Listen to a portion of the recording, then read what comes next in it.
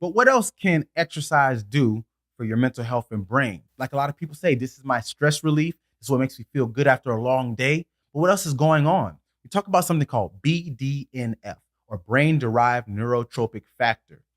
Now, BDNF is a neurochemical that is secreted through your bloodstream during exercise. So, over prolonged physical activity and exercise, about 30 to 45 minutes at a roughly 60% intensity of max heart rate, you will see this occur.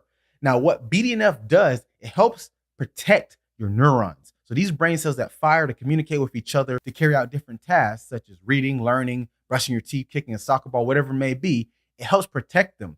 But also, it's been shown that something called neurogenesis occurs. This is the growth of new neurons. It's typically thought that neurons, once damaged, once gone, you couldn't get them back. But we have seen that this actually acts as a growth for the neuron. So BDNF is a very important neurochemical, but there's more to it than that.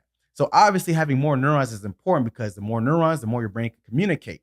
But you need to be able to keep them strong. So you need to do something that requires thinking, cognition. So it's typically recommended after you do exercise to do something that requires some type of cognition, such as reading a book, learning a new skill, a language, watching something educational, because now those neurons can be applied. Because the Hebbian theory says neurons that fire together wired together. So you need to use them. So it's not just about getting active to help this BDNF chemical flood through your bloodstream to help the brain, but it's also about applying them. This is kind of why Mind Body One, what we do, is so important. And this is actually the research that led me to create Mind Body One. Crazy, right? So thinking about this from the minute level, you don't have to do necessarily what we do with our training. It's important to keep your mind active.